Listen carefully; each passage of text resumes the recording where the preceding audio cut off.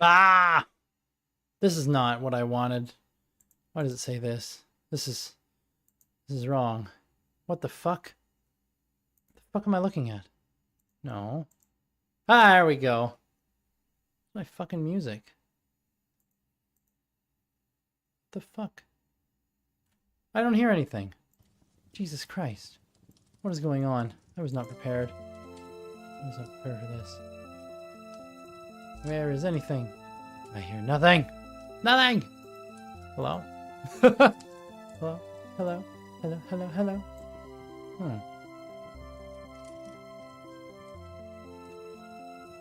What the fuck? I hear nothing. Why do I hear nothing? Oh man, I don't know. Maybe we go to, oh, I know why. Because I'm a fucking idiot, that's why. Okay, there we go. Alright, where? What am I doing? All right. George. Mortan! I figured it out. Well, I figured out what was wrong with mine, so I feel pretty confident in, you know, if you'd like me to help you set up yours, I think I can do that. That's information that will make sense to Mortan and to nobody else, but that's fine.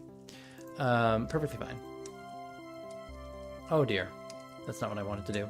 Well, I mean, it is what I wanted to do, but I want to do this. Bam! Get fucked. There we go. VTuber stuff. Double Silas. All the way across the sky. Why, oh my god. Later. Yes, later. Of course. But, no, Morton wants some help with, getting their Beat Saber working. Let's get into, yes, dragons, yes. In a comfortable position. Oh. There we go. Maybe you should get a VTuber? Maybe. Would anybody watch you, though? Probably. Maybe. Just to hear your fucking stories, man. Where is my... There it is. Whoops, that's not what I wanted to do. Aha! Nope! There we go. Absolutely, you're hilarious. Why am I hearing you went on a mermaid furry tangent? Oh, right! No, we learned last night, or tonight, playing game, even not streaming, just playing with the model is fun. Oh man, I learned in running a game tonight, it's a long story short, but found out that there are furries, like furry mermaid art.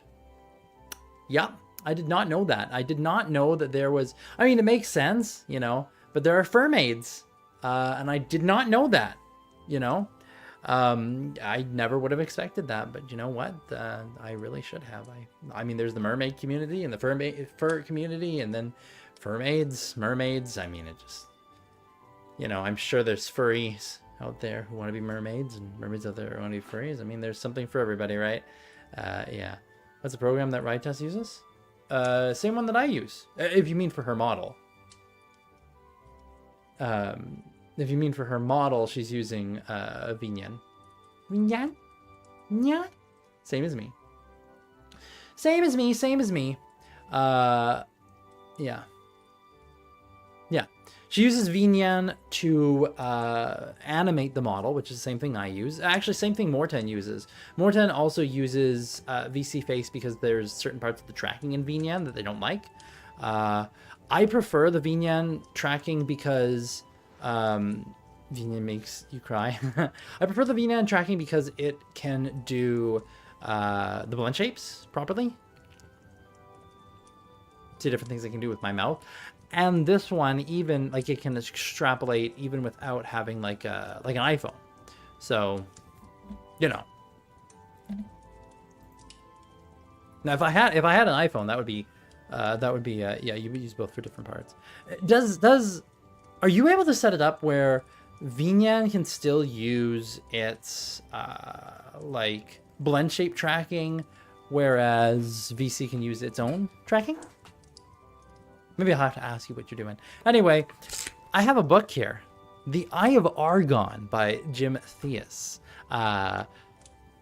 People bought me this book months ago when you fuckers cleared out my throne wish list, which, what the fuck, by the way, like, that was insane. But, you know, I wasn't expecting that, but it happened anyways. Let me try something here. I need to up my surprise. There we go. So I've had it for months, and I haven't read it yet. And I promised I would read this on stream. I promised I would read this on stream, and so here we are. Here we are. I'm ready to read this. So, for music, I mean, I got this chipper music here. I got like silly music here, which I don't think I would use for this. And then we've got kind of a sadder, more somber music, like this for here. I feel like though, I might go look for like some royalty-free adventure music on YouTube or something.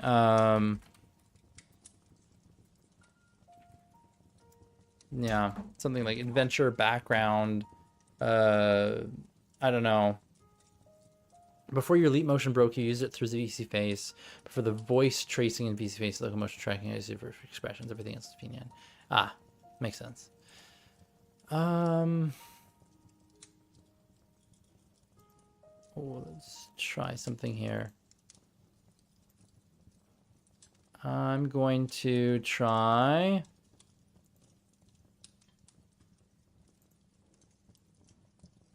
Borp. Ah! Whip up the model. Why is this not working? Capture audio. Where is it?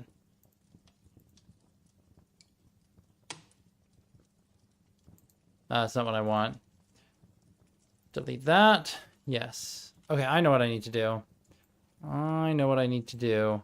We go and we add in application audio, add in browser, bam. Is that working? Where's my browser? There it is. Okay. So now I've got like a D&D music mix. You think this works? I don't know. This probably works. This is royalty free. As long as it doesn't play any ads, it's fine. Okay. Is that loud enough? There we go. Can you guys hear that? Is that fine? Without being overbearing. Depends on how bad the book is. If you want a quick model for free, Vroid. Yeah, Vroid. We had to put more effort or money into design. Yeah, Vroid. You hear nothing? What the fuck? Yeah, it's capturing Firefox. Why is it not? How about now? And the fireplace. What is it doing? A little. Filters. Noise suppression? Why is Firefox got fucking noise suppression on? Jeez Louise. That's stupid. Apparently I put noise suppression on my browser. I'm a fucking idiot. Okay. You know what? I feel like this one's a little bit much. Like, it's great adventure, but like, just want something chill. Need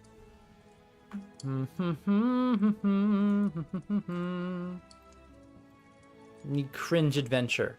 Cringe adventure? Ooh. My model's made in Vroid. Rytess's model was made in Vroid, and Dragon's was made in Vroid as well. So if you like either of our three models, which are all very, very different, Rytess did a lot of work on hers. Like, holy shit. She spent way too long. And it's pretty awesome, actually. Let me see. Let me search cringe adventure music. Cringe adventure music. That doesn't really give me anything in particular. Oh, man. Let's try this. Oh. Okay. I could see this working for the opening. All right.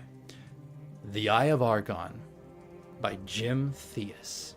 Let me know if the music is too overbearing, and I will do something about it. But otherwise, here we fucking go. The Eye of Argon.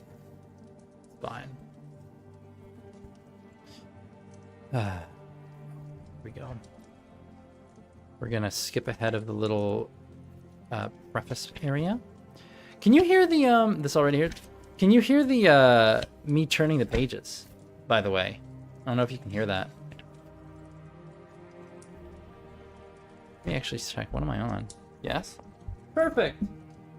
Okay, good. Because I'm turning the pages right behind. Okay.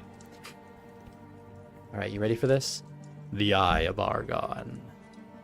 The weather-beaten trail wound ahead into the dust-racked climbs of the barren land, which dominates large portions of the Norgolian Empire.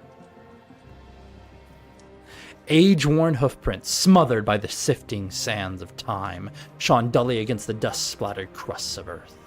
The tireless sun cast its parching rays through incandescence from overhead halfway through its daily revolution. Small rodents scampered about, occupying themselves in the daily accomplishments of their dismal lives.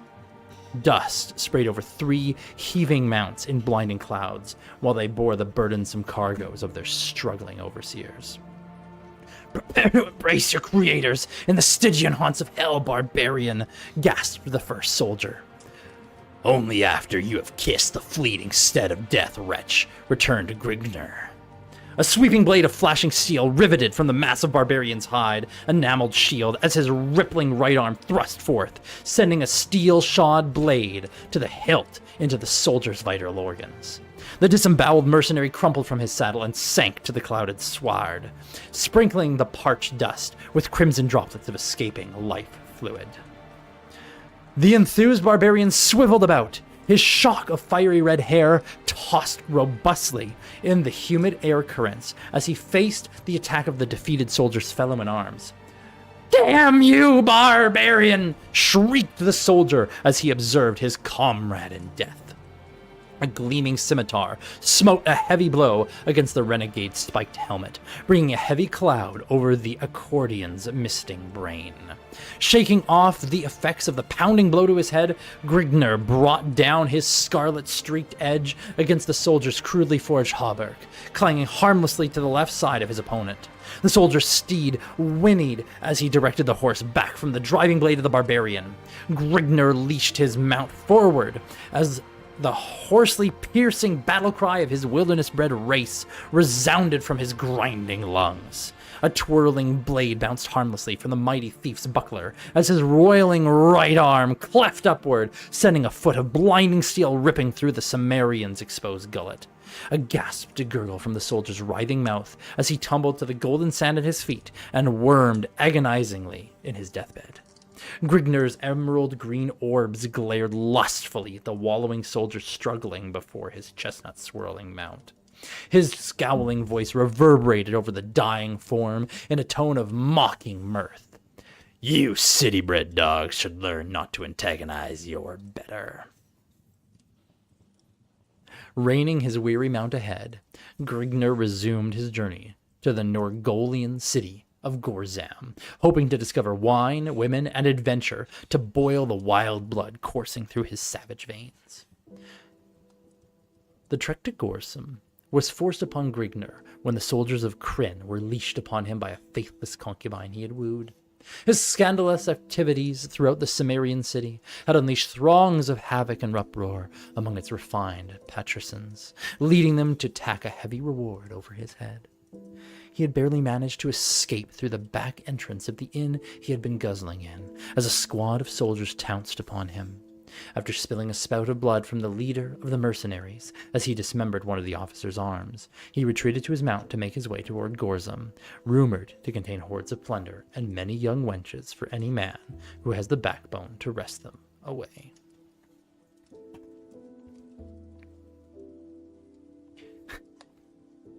Wow. That was chapter 1 of the Eye of Argon. I see I've already lost half of you. Is it me or the protagonist's name an anagram for a bad word? It's Grignr. Grignr. I don't know how else I'd pronounce this, but it's like Grignr. Grignr. Doesn't look like that anagram's to anything else, and we're gonna leave it there. You know, that's. It doesn't sound like anything else, and we're not gonna say it sounds like anything else. All right, who's ready for chapter 2? Because wow, chapter 1, Sentient, was riveting. Oh wow. All right, I apologize in advance for whatever happens in chapter 2. Arriving after dusk in Gorzum, Grignr descended down a dismal alley, reining his horse before a beaten tavern. The red-haired giant strode into the dimly lit hostelry, reeking of foul odors and cheap wine.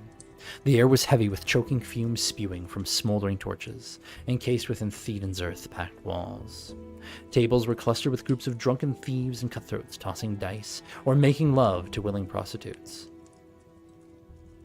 Eyeing a slender female crouched alone at a nearby bench, Grignr advanced, wishing to wholesomely occupy his time. The flickering torches cast weird shafts of luminescence, dancing over half-naked harlot of her choice, her stringy orchid twines of hair swaying gracefully over lithe, opaque nose, as she raised a half-drained mug to her pale red lips. I want to pause here for a second. Lithe, opaque nose. Now, I understand there's been some very interesting uses of vocabulary so far. Can we picture a lithe, opaque nose? I mean, I would really hope most noses would be, opaque? Right? It's just me. I mean, I'm having trouble imagining a translucent or nose. That's what it says. A lithe, opaque nose. It's not even talking about anything else. It's talking about her nose. Her nose is lithe and opaque. Her stringy orchid twines of hair swaying gracefully over the lithe, opaque nose. I mean, okay. It's opaque, thanks. Thank you, Jim Theus. Theus? I don't know. Anyways, we'll continue. Glancing upward, the alluring complexion noted the stalwart giant as he rapidly approached. A faint glimmer sparked from the pair of deep blue ovals of the amorous female as she motioned towards Grignr, enticing him to join her. Now, this book, how much detail is this going to go into? I'm not going to get banned if I continue reading this, am I? I sure hope not. Okay, here we go. The barbarian seated himself upon a stool at the wench's side, exposing his body, naked save for a loincloth brandishing a long steel broadsword, an iron spiral battle helmet, and a thick leather sandals to her unobstructed view. That is very incorrect grammar. Thou hast need to occupy your time, barbarian? Questioned the female. Only if something worth offering is within my reach, stated Grignr. I'm watching this in bed, and it kind of feels like my dad's reading me a book. All right, well, I will never read my son this book. I'll continue reading, though. Yes. Only if something worth offering is within my reach, stated Grignr, as his hands crept to embrace the tempting female, who welcomed them with open willingness. From where do you come, barbarian? And by what are you called? Gasped the complying wench, as Grignr smothered her lips with the blazing touch of his flaming mouth. The engrossed Titan ignored the queries of the inquisitive female, pulling her towards him and crushing her, I'm not going to read those words, to himself. There's just some words that I'm not going to read. Without struggle, she gave in, winding her soft arms around the harshly bronze hide of Gringner corded shoulder blades. Okay. As his calloused hands caressed her... We'll leave it there again. You make love well, wench, admitted Gringner as he reached for the vessel of potent wine his charge had been quaffing. A flying foot caught the mug Gringner had taken hold of, sending its blood-red contents sloshing over a flickering crescent, leashing tongues of blight orange flame to the foot-trodden floor. Remove yourself, Sirrah! The wench belongs to me! Blabbered a drunken soldier, too far consumed by the influences of his virile brew. Virile brew. Virile? That word, I do not think it means what you think it means. His virile brew, to take note of the superior size of his adversary. Gringner lithely bounded from the startled female, his face lit up to an ashen red ferocity, and eyes locked in a searing feral blaze toward the swaying soldier. To hell with you, blackguard! Bellowed the angered Ecordian, as he hefted his finely honed broadsword. The staggering soldier clumsily reached towards the pommel of his dangling sword, but before his hands ever touched the oaken hilt of a silvered flash was slicing the heavy air. The thews of the savage's lashing right arm, I'd really like to talk about the lashing right arm, bulged from the glistening bronzed hide as his blade bit deeply into the soldier's neck, lopping off the confused head of his senseless tormentor. With a nauseating thud, the severed oval toppled to the floor as the segregated torso of Gringer's bovine antagonist swayed, then collapsed in a pool of swirled crimson. In the confusion, the soldier's fellows confronted Gringner with unsheathed cutlasses directed toward the latter's scowling makeup. The slut should have picked his quarry more carefully, roared the victor in a mocking baritone growl as he wiped the dripping blade on the prostrate form and returned it to its scabbard. The fool should have shown more prudence. However, you shall rue your actions while rotting in the pits, stated one of the sprawled soldier's comrades. Hey, Venomous. I don't want to ignore. I have free will. Ignore? Wait, ignore?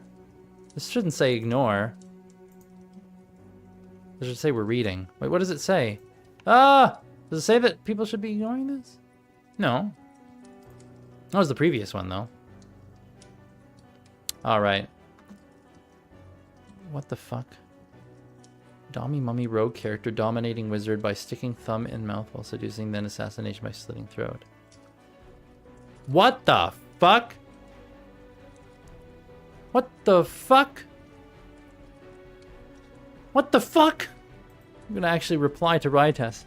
What the fuck? What cursed shit are you sending me, woman? Okay. Anyways, continuing on. What? Okay. Gringner's hand began to remove his blade from its leather housing, but retarded the motion in face of the blades waving before his face.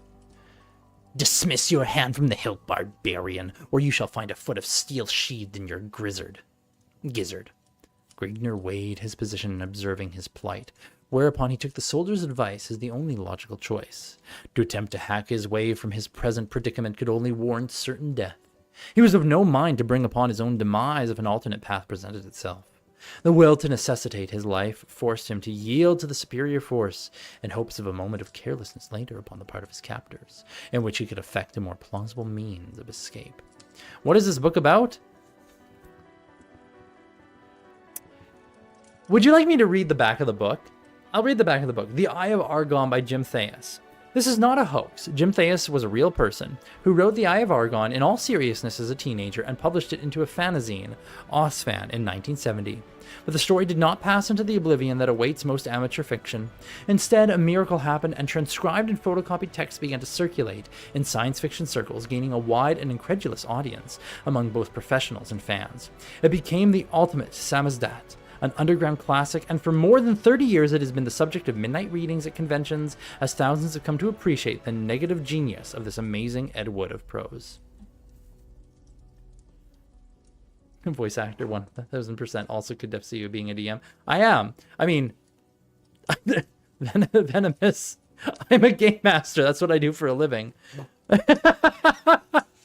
Oh, man. Anyway, sorry. Let's continue this sordid tale of Gringner.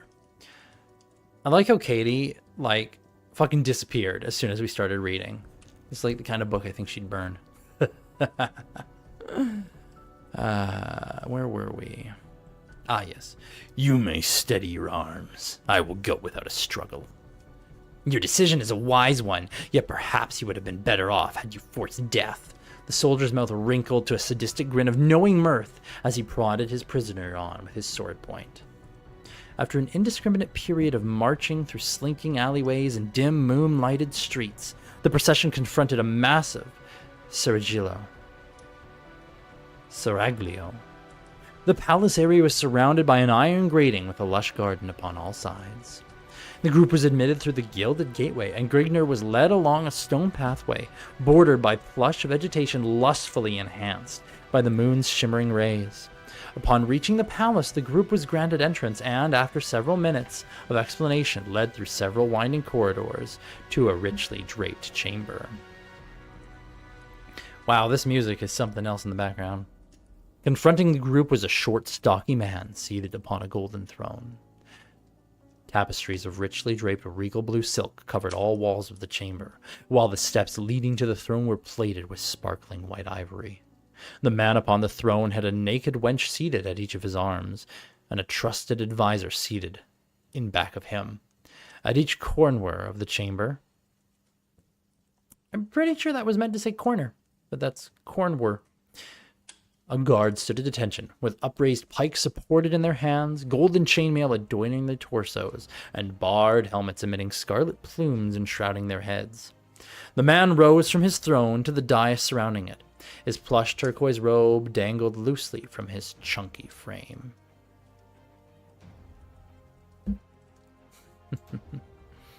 Something interesting here. The soldiers surrounding Gringner fell to their knees, with heads bowed to the stone masonry of the floor in fearful dignity to their sovereign liege. Explain the purpose of this intrusion upon my chateau. Your serenity, resplendent and noble grandeur, we have brought this yokel before you, the soldier gestured toward Gringner, for the redress of your all-knowing wisdom and judgment regarding his fate. Down on your knees, lout, and pay proper homage to your sovereign, commanded the pudgy noble of Gringner. By the surly beard of Murph, Gringner kneels to no man, scowled the massive barbarian. You dare to deal this blasphemous act to me? You are indeed brave, stranger, yet your valor smacks of foolishness. I find you to be the only fool, sitting upon your pompous throne, and hence the rolling flabs of your belly in the midst of your elaborate luxury, and the soldier standing at Gringner's side smote him heavily in the face with the flat of his sword, cutting short the harsh words and knocking his battered helmet to the masonry with an echoing clang. The paunchy noble's sagging round face flushed suddenly pale, then pastily lit up to a lustrous cherry-red radiance. His lips trembled with malicious rage, while emitting a muffled sibilant gibberish. His sagging flabs rolled like a tub of upset jelly, then compressed as he sucked in his gut in an attempt to conceal his softness. The prince regained his stature. Statue.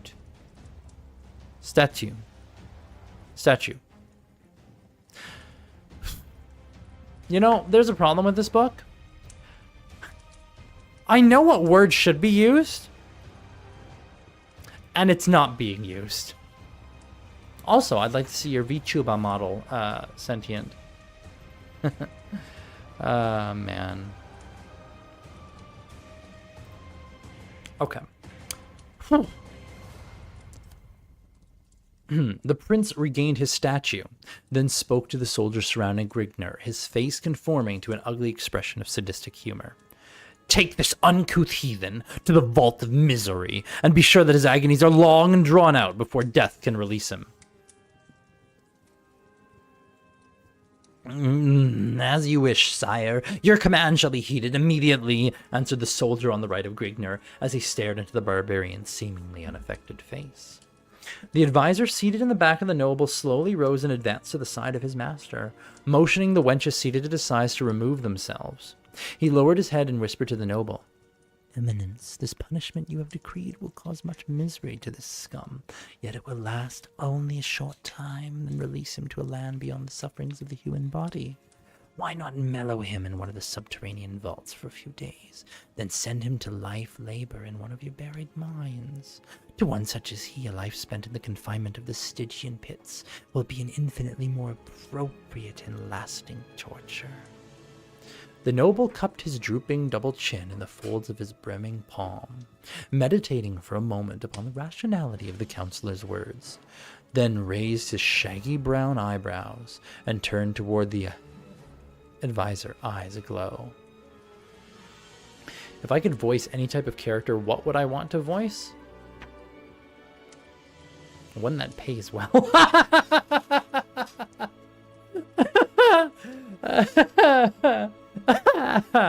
Oh man.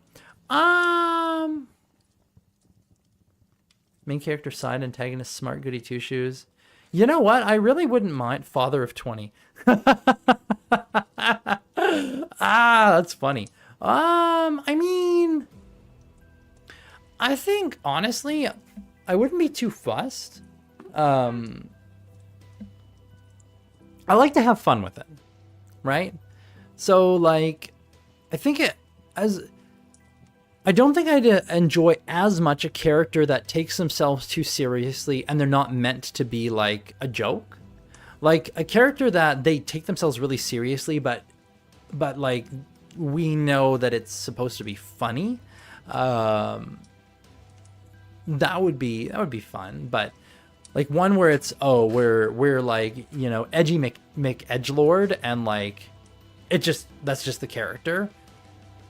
Like maybe not that. A fucking goblin could be fun though. Yeah. Chaotic characters, they're fun to voice. They're fun to act. People who are absolutely insane, they're always fun as well. Just completely batshit off the walls. Characters that are scattered, like scatterbrained, young infant who dad left to get milk, now grown up seeing women due to daddy issues to fill the void. Oh, oh my god. Oh my goodness. God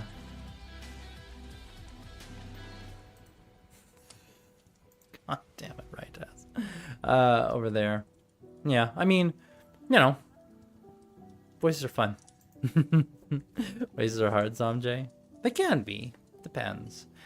Consistency is what's hard.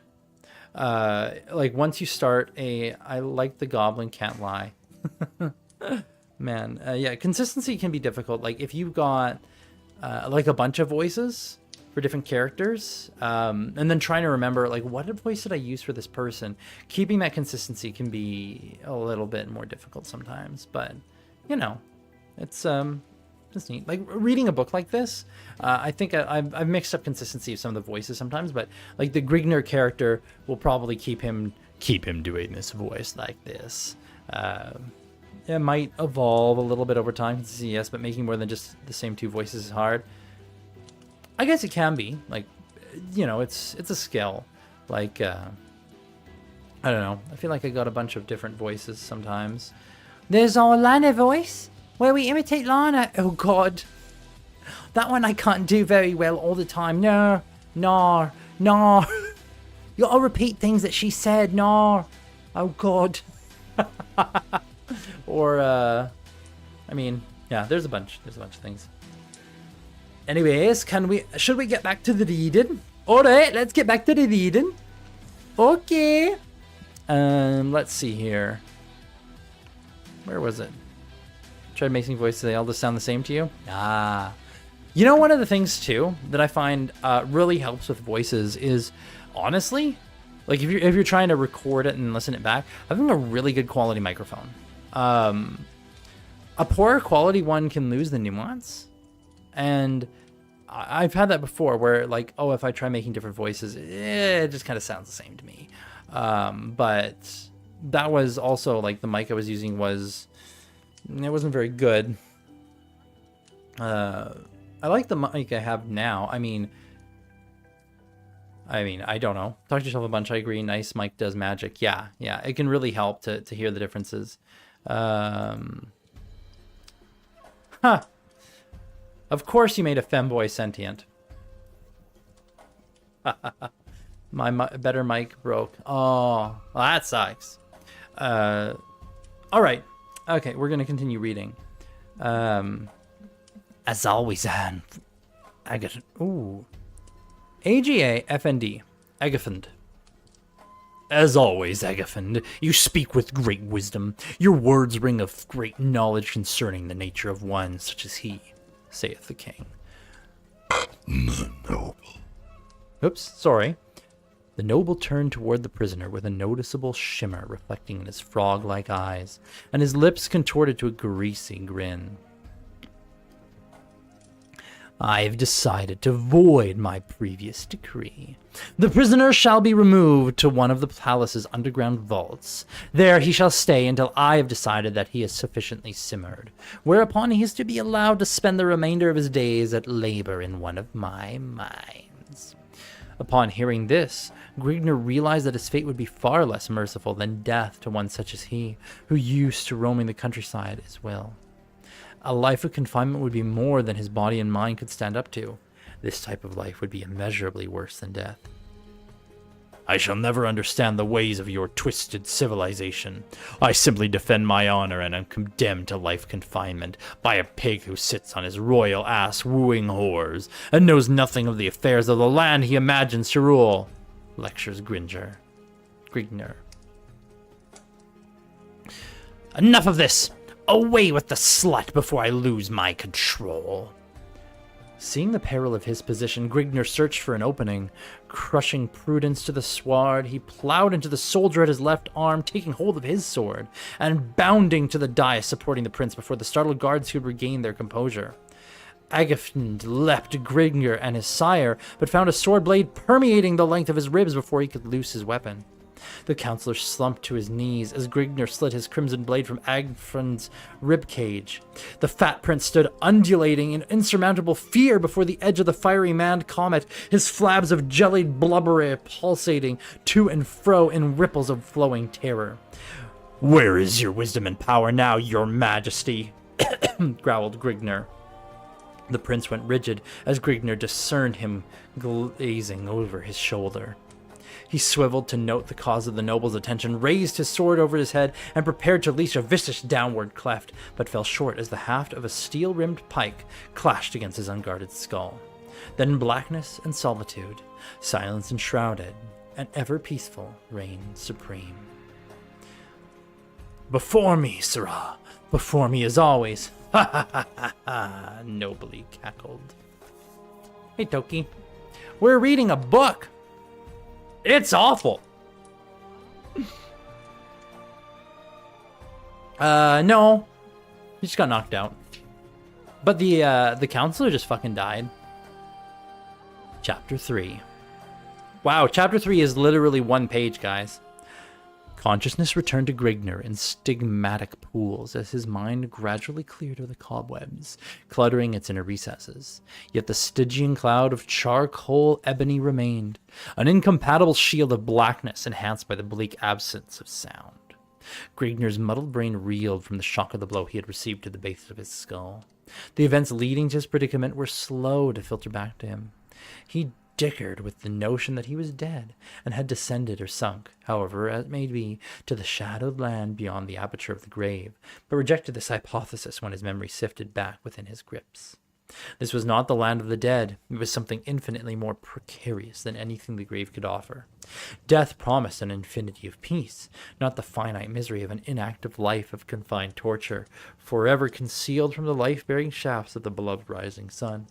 The orb that had been before taken for granted, yet now cherished above all else, to be forever refused further glimpses of the snow-capped summits in the land of his birth, never again to witness the thrill of plundering unexplored lands beyond the crest of a bleeding horizon, and perhaps worst of all, the denial to ever again encompass the lustful excitement of caressing the naked curves of the body of a trim yound wench.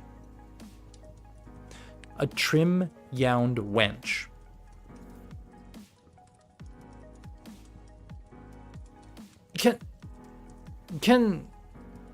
Is yound a word? Yound? Y-O-U-N-D? Yound? Actually, yeah. Round yon. Wait. No, wait. I was about to say the song, like, round yon virgin, mother and child. But that's round young, like, around, not yound. Oh, God. Yound? What the fuck is yound? Yeah, it is like when you cram every word you know into a writing project in an effort to get the English teacher to stop giving you vocab work. Yeah, that is what this feels like. Like, geez Louise, man. Kid, you're using words I'm pretty sure don't even exist. Yound. Yeah, yound. Is that a real word? Is that a real word? Because, I mean, we're using it. If we're using it in the context, lemon! We're using this word in the context of encompass the lustful excitement of caressing the naked curves of the body of a trim, yound wench. I'm doing great, Lemon. We're reading a book. Anyway, this was indeed one of the buried chasms of hell concealed within the inner depths of the palace's despised interior. A fearful enmity chamber devised to drive the brinks of insanity the mind of the unfortunately condemned, though the inapt solitude of a limbo of listless, dreary silence. We're reading The Eye of Argon. Chapter 4. Oh God, this is not chapter 4, guys. Hold on. We went from chapter 3 to chapter 3 and 1/2. Yes. There is legitimately a 3 and 1/2 chapter. It is written as 3 and then 1/2. My wife doesn't have smut books, actually. My wife, actually, if you gave her a smut book, she'd probably throw it in the trash and be like, this is disgusting. Oh, man.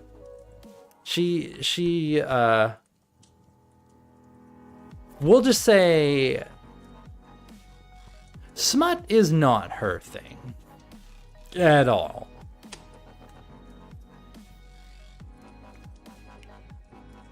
Kill it with fire. Ooh. All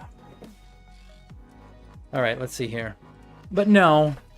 So it's yours. No, this isn't even a smut book. This is a book written in 1970 by a teenager who got it published in a fan magazine, and it's just kind of spread around since then. I think it's supposed to be some kind of fantasy adventure. Kind of how it reads. It's not very good, but it's amusing. All right, chapter 3 and 1/2. A tightly rung elliptical circle of torches. No, sorry. I said that wrong. A tightly rung elliptical circle or torches. Yes, they did put or. Cast their wavering shafts. This guy loves the word shafts. Like, I mean, he loves the word shafts, but he hasn't used it in a sexual context. But he's had several scenes where people are describing that sort of shit. Like, yeah, you know what? This book is weird. Lots of people I know love the word shafts. Yeah, I bet. Oh, boy. A tightly rung elliptical circle or torches cast their wavering shafts, prancing morbidly over the smooth surface of a rectangular, ridged altar. Expertly chiseled forms of grotesque gargoyles grace the oblique rim, protubrating. I'm sorry? Protubrating? The length of the grim orifice of death. Staring forever ahead into nothingness in complete ignorance of the bloody rites enacted in their presence. Brown, flaking stains decorated the golden surface of the ridge surrounding the altar, which banked to a small slit at the lower right-hand corner of the altar. The slit stood above a crudely pounded pail which had several silver meshed chalices hanging at its sides. Dangling at the rim of golden mallet, the handle of which was engraved with images of twisted faces and groved at its far end with slots designed for a snug hand grip. The head of the mallet was slightly larger than a clenched fist and shaped into a smooth oval mass.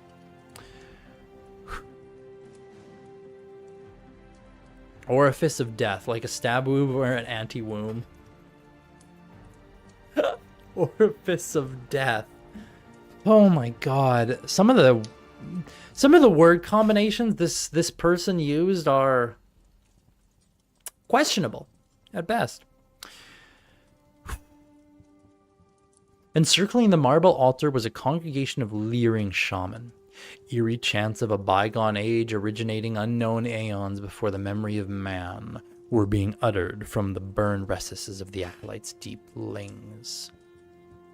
Pretty sure that's supposed to say lungs.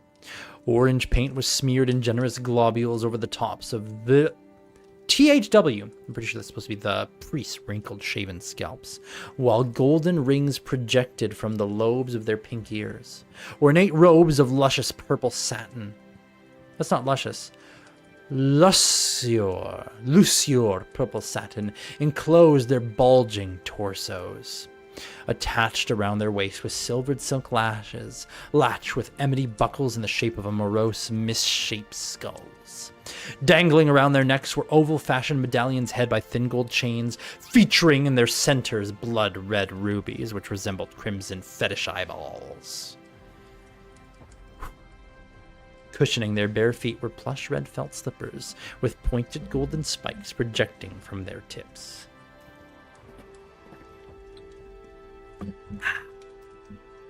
Situated in front of the altar and directly adjacent to the copper pail was a massive jade idol, a misshaped, hideous bust of the shaman's pagan deity. Sorry, I'm pagan deity. The shimmering green idol was placed in a sitting posture on an ornately carved golden throne raised upon a round, devory-plated dais. I'm going to say that it's supposed to be ivory. Its bulging arms and webbed hands resting on the padded arms of the seat. Its head was entwined in golden snake-like coils hanging over its oblong ears, which tapered off to thin, hollow points. Its nose was a bulging triangular mass, sunken in at its sides with low, gaping nostrils. Did this man write Voldemort before Voldemort was cool? Dramatic beneath the nostrils was a twisted, shaggy-lipped mouth, giving the impression of a slavering, sadistic grimace. So much bulging. I don't want this music.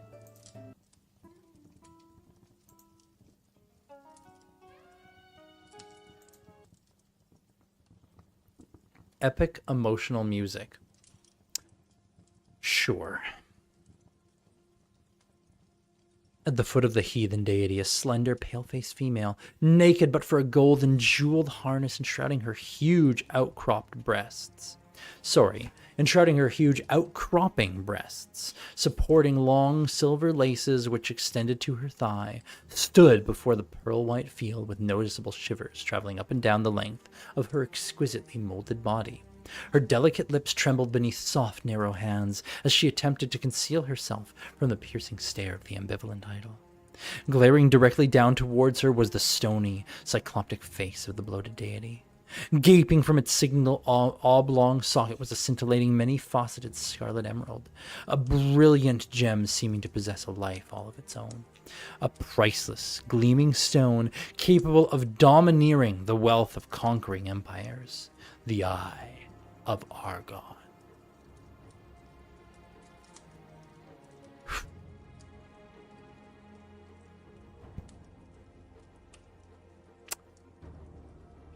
God. Chapter 4. All knowledge of measuring time had escaped Grignr. When a person is deprived of sun, moon, and stars, he loses all conception of time as he had previously understood it. Oh, we're getting into Solaris music now. That's what this sounds like. It seemed as if years had passed, if time were being measured by terms of misery and mental anguish, yet he estimated that his stay had only been a few days in length. He had slept 3 times and had been fed 5 times since his awakening in the crypt. However, when the actions of his body are restricted, its needs are also affected. And the need for nourishment and slumber are directly proportional to the functions the body has performed, meaning that when free and active, Grignr may have become hungry every 6 hours, and witness the desire for sleep every 15 hours, whereas in his present condition he may encounter the need for food every 10 hours, and the want for rest every 20 hours. All methods he had before depended upon were extinct in this dismal pit. Hence he may have been imprisoned for 10 minutes or 10 years. He did not know, resulting in a disheartened emotion deep within his being. The food, if you can honor the moldering lumps of fetid mush to that extent, was borne to him by 2 guards who opened a portal at the top of his enclosure and shoved it to him in wooden bowls, retrieving the food and water bowls from his previous meal at the same time, after which they threw back the bolts on the iron latch and returned to their other duties. Since deprived of all other means of nourishment, Grignr was impelled to eat the tainted slop in order to ward off the pangs of starvation. Pangs was not spelt like pangs, it was spelled P-A-I-N-G-S. Pangs of starvation. Though as he stuffed it into his mouth with his filthy fingers and struggled to force it down his throat, he imagined it was which had been spurned by the hounds stationed at various segments of the palace. There was little in the barren vault that could occupy his body or mind. He had paced out the length and width of the enclosure time and time again, and tested every granite slab which consisted the walls of the prison in hopes of finding a hidden passage to freedom, all of which was to no avail other than to keep him busy and distract his mind from wandering to thoughts of what he believed was his future. I go now and attempt sleep. Good night, Mortan. Have a good sleep. Rest well. He had memorized the number of strides from one end of the cell to the other, and he knew the exact number of slabs which made up the bleak dungeon. Numerous schemes were introduced and alternately discarded in turn as they succored to unravel him. No means of escape which stood the slightest chance of success. Anguish continued to mount as his means of occupations were rapidly exhausted. Suddenly, with no tithe, he was routed from his contemplations as he detected a faint scratching sound at the end of the crypt opposite him. That sound seemed to be caused by something trying to scrape away at the granite blocks of the floor of the enclosures consisted of, the sandy scratching of something like an animal's claws. Grignr gradually groped his way to the other end of the vault, carefully feeling his way along with his hands ahead of him, when a few inches from the wall a loud, penetrating squeal and the scampering of small padded feet reverberated from the walls of the roughly hewn chamber. Grignr threw up his hands to shield his face and flung himself backward upon his buttocks. A fuzzy form bounded to his hairy chest, burying its talons in his flesh, while gnashing toward his throat with its grinding white teeth, its sour, fetid breath scorching the squirming barbarian's dilating nostrils. Grignr grappled with the lashing flexor muscles of the repugnant body of a gargantuan brown-hided rat, striving to hold its razor teeth from his juicy jugular, as its beady gray organs of sight glazed into the flaring emeralds of its prey. Taking hold of the rodent around its lean, growling stomach with both hands, Grignr pried it from its crimson-rent breast, removing small patches of flayed flesh from its chest in the motion between the squalid black claws of the starving beast. Holding the rodent at arm's length, he cupped his right hand over its frothing face, contracting his fingers into a vice-like fist over the quivering head, retaining his grip on the rat. Grignr flexed his outstretched arms while slowly twisting his right hand clockwise and his left hand counterclockwise motion. The rodent let out a tortured squall, drawing scarlet as it violently dug its foam-flecked fangs into the barbarian's sweating palm, causing his face to contort an ugly grimace as he cursed beneath his breath.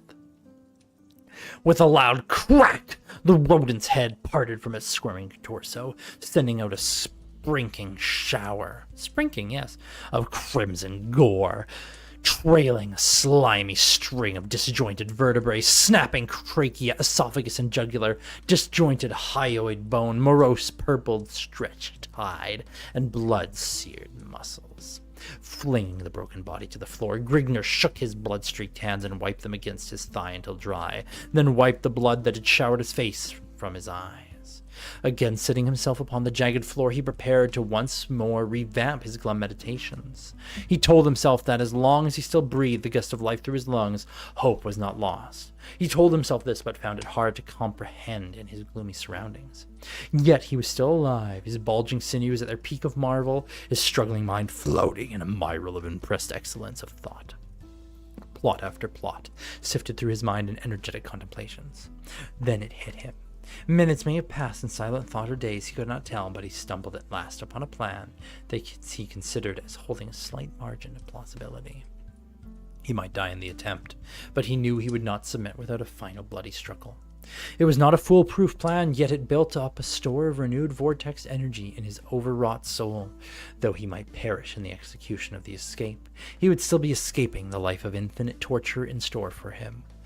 Either way, he would still cheat the gloating prince of the secured revenge his sadistic mind craved so dearly. The guards had soon come to bear him off to the prince's buried mines of dread, giving him the sought-after opportunity to execute his newly formulated plan. Groping his way along the rough floor, Grigner finally found his tool in a pool of congregated gore. The carcass of the decapitated rodent, the tool that the very filth he had been sentenced to spawned. When the time came for action, he would have to be prepared, so he set himself to rending the sticky hulk in grim silence, searching by touch of his fingertips for the lever to freedom.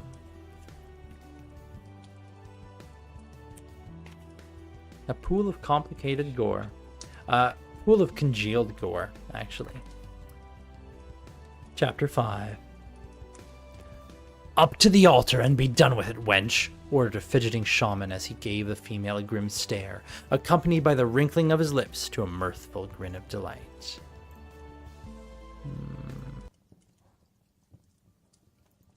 There we go. The girl burst into a slow, steady whimper, stooping shakily to her knees and cringing woefully from the priest with both arms wound snake-like around the bulging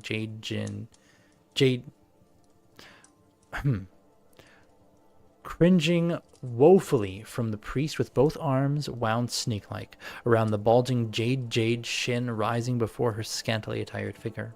Her face was redly inflamed from the salty flow of tears spouting from her glassy, dilated eyeballs.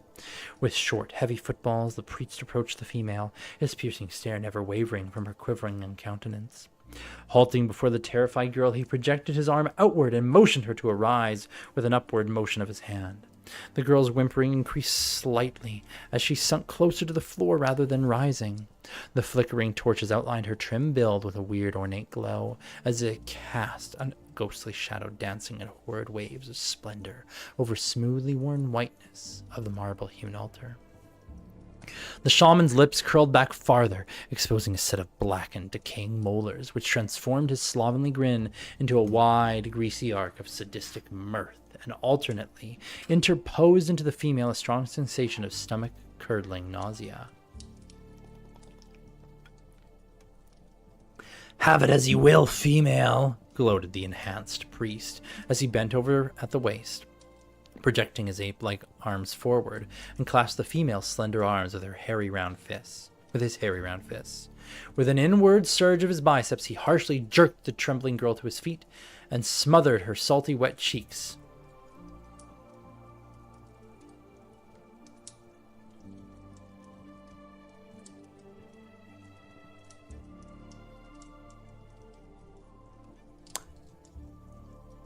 Okay.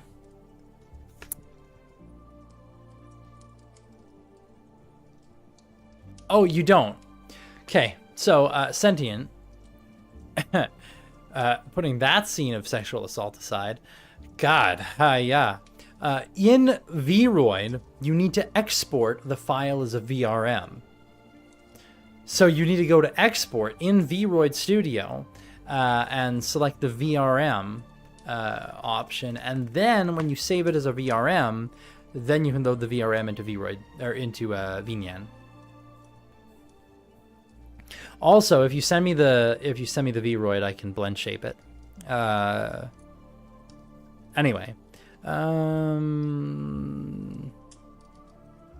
The vile stench of the shaman's hot-fetid breath overcame the nauseated female with a deep soul-searing sickness, causing her to wrench her head backwards and regurgitate a slimy orange-white stream of swelling gore over the richly woven purple robe of the enthused acolyte. How do I make... Yeah, I answered that one already. The priest's lips trembled with a malicious rage as he removed his callous paws from the girl's arms and replaced them with tightly around her undulating neck, shaking her violently to and fro. The girl gasped a tortured groan from her clasped lungs, her sea blue eyes bulging forth from damp sockets. Cocking her right foot backwards, she leashed it desperately outward with the strength of a demon possessed, lodging her sandaled foot squarely between the shaman's testicles. Ha! Kick him in the gonads, girlie. The startled priest released his crushing grip, crimping his body over at the waist, overlooking his recessed belly, wide open in a deep chasm. His face flushed to a rose-red sheet of crimson, eyelids fluttering wide with eyeballs protruding blindly outwards from their sockets to their outmost perimeters, while his lips quivered widely, about allowing an agonized wallow to gust forth as his breath billowed from burning lungs. His hands reached out, clutching his urinary gland as his knees wobbled rapidly about for a few seconds, then buckled, causing the ruptured shaman! Jesus Christ! How hard did this bitch kick him? Holy shit, ruptured shaman? To collapse in an egg-huddled mass to the granite pavement, rolling helplessly about in agony.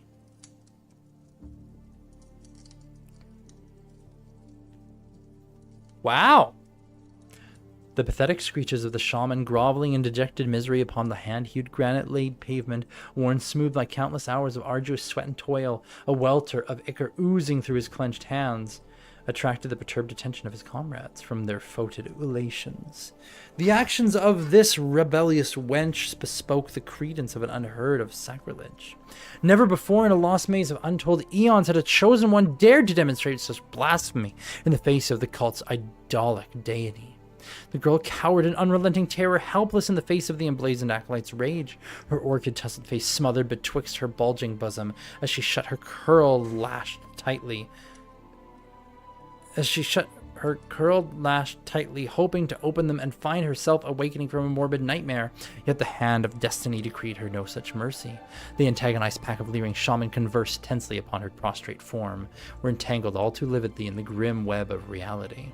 Shuddering from the clammy touch of the shaman as they grappled with her supple form, hands wrenching at her slender arms and legs in all directions, her bare body in the midst of a labyrinth of orange smudges, purpled satin, and mangled skulls shadowed in an eerie crimson glow, her confused head reeled, then clouded in mist of enshrouding ebony as she lapsed beneath the protective sheet of unconsciousness to a land.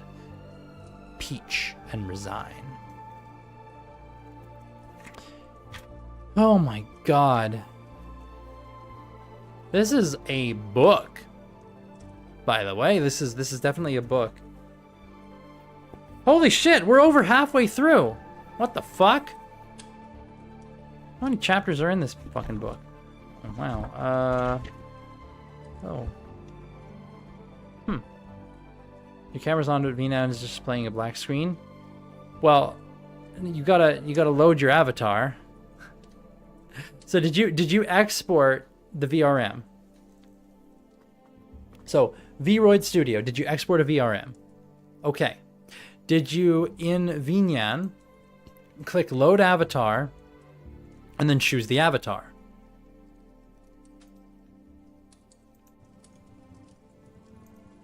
Yeah. Okay. Hit Control R. No, Shift R. Shift R. Hit Shift R. And then, if that doesn't work, send me a screenshot. Chapter 6. Take hold of this rope, said the first soldier, and climb out from your pit, slut. Your presence is requested in another far deeper hellhole. Grigner snipped his right hand to his thigh, concealing a small opaque object beneath the folds of the G-string wrapped around his waist. I'm sorry, the what? It's a bowstring, not a G. Ugh, never mind.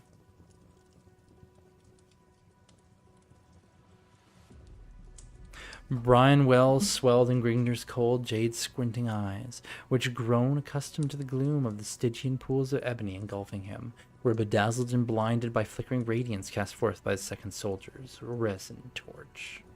This guy really loves Stygian. Tightly gripped in the second soldier's right hand, opposite the intermittent torch was a large double-edged axe, a long leather-wound oaken handle transfixing the center of the weapon's iron head. Adorning the torsos of both the sentries were thin yet sturdy hauberks, the breastplates of which were woven of tightly hemmed twines of reinforced silver braiding. Cupping the soldiers' feet were thick leather sandals, wound around their shins to 2 inches below their knees. Wrapped around their waists were wide satin girdles with slender bladed poniards dangling loosely from them, the hilts of which featured scarlet-encrusted gems. Cupping their feet. Yeah, their feet. Resting upon the manes of their heads and reaching midway to their brows were smooth copper morions. Spiraling the lower portion of the helmet.